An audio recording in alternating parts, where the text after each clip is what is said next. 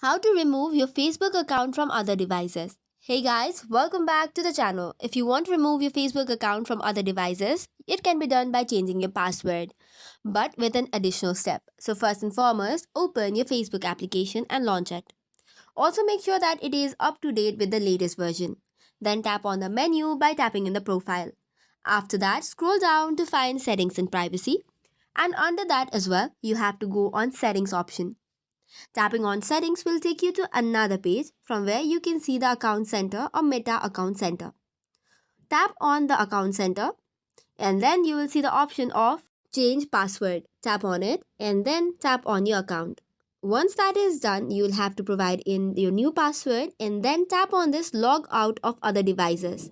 Choose this if someone else have used your account. So make sure to tick on it before changing the password.